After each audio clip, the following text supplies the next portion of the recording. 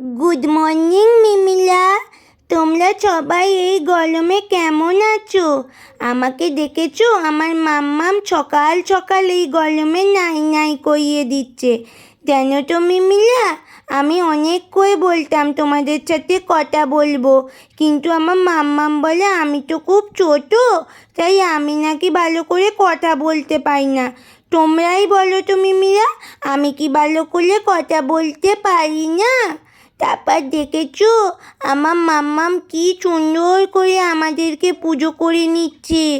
এরপর আমার মাম্মাম আমাদেরকে খেতেও দেবে। জানো তো মিমিলা, মাম্মাম না নোজ নোজ করতে বেরিয়ে যায়, আর আমার কি মন খারাপ হয়। তখন আমার দিদুন আমার কাছে এসে গপ্প করে আমার সাথে। হাই, হ্যালো, গুড মর্নিং বন্ধুরা। আজকে সকাল সকাল আমার ছেলে তোমাদেরকে আমার চ্যানেলে ওয়েলকাম করলো। বলো আমার ছেলের ওয়েলকামটা তোমাদের কেমন লাগলো? আমার ছেলে রোজ বলে, মা আমি একটু মিমিদের সাথে কথা বলি, মা আমি একটু মিমিদের সাথে কথা বলি। আমি বলি, বাবু তুমি তো এখন অনেক ছোট আছো, তুমি তো এখনো ভালো করে কথা বলতে শেখোনি, তাই তুমি কথা বললে হয়তো মিমিরা বুঝতেই পারবে না তোমার কথা। আজকে আমার ছেলে কিন্তু আমার কথা শুনলো না, বললো না আমি আজকে বলবোই মিমিদের সাথে কথা, তুমি যাই বলো। বলো আমার ছেলের কথা তোমাদের কিরকম লাগলো? এই তারপর চা নিয়ে বসেছি, একটু চাটা খেয়ে নি, ব্রেকফাস্ট করব, নিয়ে বেরিয়ে যাব কোর্টের উদ্দেশ্যে। চলো সারাদিনে কি কি করি তোমাদের সাথে আজকে শেয়ার করবো। তারপরে রেডি হয়ে নিলাম কোর্টে বেরোনোর উদ্দেশ্যে। আর দেখো পেছনে মা কি করছে উপুর হয়ে। কোর্ট থেকে আসার সময় চলে গেছিলাম এটিএমে একটু টাকা তোলার জন্য, আর এই যে চলে এলো আমার হাতে টাকা। তারপর বিকালবেলা ঘুম থেকে উঠে মাথায় মাখতে বসেছিলাম একটা ওষুধ। জানো তো বন্ধুরা, এই ওষুধটা আমি বিগত 5 বছর ধরে মাখছি। তবে হ্যাঁ, 5 বছর কিন্তু টানা মাখছি না। যখন যখন আমার হেয়ার ফলের সমস্যাটা খুব বেড়ে যায় তখনই আমি এটা মাখি। আবার হেয়ার ফলের সমস্যা কমে গেলে আমি মাখা বন্ধ করে দিই। কারণ কন্টিনিউ যদি তুমি কোনো ওষুধ মাখতে থাকো তবে তার কাজটাই আর দেয় না।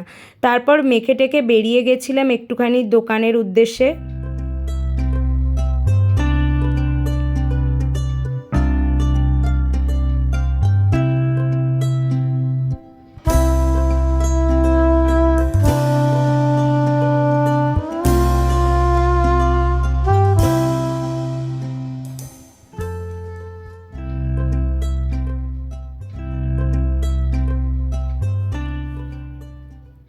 আর কিনে নিয়ে চলে এলাম গুড ডে বিস্কুট, মারি বিস্কুট, কলা, পেয়ারা, শশা, আম, সবেদা, ইনো, পুজোর সন্দেশ আর নারকেল।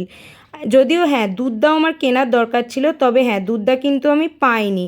তারপর বানাতে বসে গেলাম গুড ডে বিস্কুটের কেক। এই বিস্কুটের কেকের রেসিপিটা আমার শর্টস ভিডিওয়ে কিন্তু অলরেডি আমি আমার চ্যানেলে আপলোড করে দিয়েছি। যদি না তোমরা এখনও দেখে থাকো প্লিজ গিয়ে দেখে এসো কী করে গুড ডে বিস্কুটের খুব সহজ পদ্ধতিতে কেক বানাতে হয়। আর এভাবেই তৈরি হয়ে গেল কেকটা। তারপর বলো বন্ধুরা, গরম কিরকম এনজয় করছো? মানে এই কথাটা যদি আমি লোককে বলি না, লোক আমাকে ধরে মারতে আসবে যে গরম আবার এনজয়।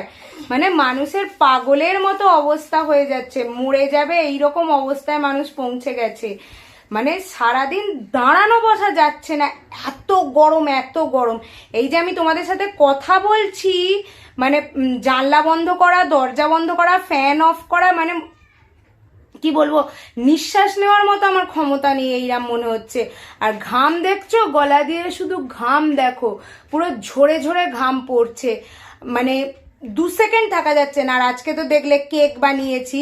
আসলে মা বলছিল কেন তুই কেক বানাতে গেলি, কিন্তু কি জানো তো বন্ধুরা, কালকে একটা স্পেশাল ডে, তাই কেকটা আমার বানাতে খুব ইচ্ছা হলো, সেই জন্য আমি কেকটা বানালাম, না হলে সত্যি এত গরমে বানাতাম না। আর কেকের তো শর্টস ভিডিও এসেই গেছে অলরেডি, তোমরা নিশ্চয়ই দেখে নিয়েছো কেকের শর্টস ভিডিওটা। আর না দেখে থাকলে এক্ষুনি গিয়ে দেখে আসো কেকের শর্টস ভিডিওটা। মা তো আজকে আমাকে বারবার বারণ করছে যে বানাস না পিউ, বানাস না পিউ। আমি তবু জোর করে বানালাম যে না, কালকে একটা স্পেশাল ডে আছে, বানাই। মানে কেক বানাতে গিয়ে দুজনের লিটারালি নাকানি চোবানি অবস্থা, মানে ঘেমে নে। আর এই যে ঘাম দেখছো কিরকম গড়িয়ে গড়িয়ে ঘাম পড়ছে, মানে পাগল হয়ে যাচ্ছে। এইভাবে যদি গরম গরম দেয় আর বেশি দিন বাঁচবো না, কোনো চিন্তা নেই। খুব তাড়াতাড়ি এবার আমাদের চলে যাওয়ার সময় এসে গেছে, কারণ এইরকম গরম তো আর মানুষ সহ্য করতে পারবে না। তার উপর এই যে কথা বলছি, জানলা দরজা ফ্যান সব অফ করে, মানে মরে যাওয়ার মতন অবস্থা, মানে সত্যি মরে যাওয়ার মতোই অবস্থা। তার উপর এইভাবে সারাদিন ভিডিও শ্যুট করা, কোর্টে যাওয়া, কোর্ট থেকে আসা, আর সত্যি পারছি না। এরপর ডিনার করব আর শুয়ে পড়বো। আর কালকে এক জায়গায় আমরা যাব, তার জন্য একটুখানি জোগাড়যান্ত্রিক করার আছে, সেইগুলোও করে নেবো, নিয়ে ডিনার করে শুয়ে পড়বো। ঠিক আছে বন্ধুরা, তোমরা এই গরমে খুব সাবধানে থেকো। বারবার বলছি বাইরে গেলে ছাতা নিয়ে বেরোবে, টুপি নিয়ে বেরোবে, জল নিয়ে বেরোবে, যাতে বারবার জল খেতে পারো। প্রয়োজনে নুন চিনির জল ওআরএস নিয়ে বেরোবে, যাতে খুব ভালো থাকো তোমরা, সুস্থ থাকো। আর সব সময় স্মাইল করতে থেকো, যদিও এই গরমে স্মাইলটা করা যায় না, এটা একদম ঠিক কথা। ঠিক আছে, ভালো থেকো তোমরা, বাই, গুড নাইট।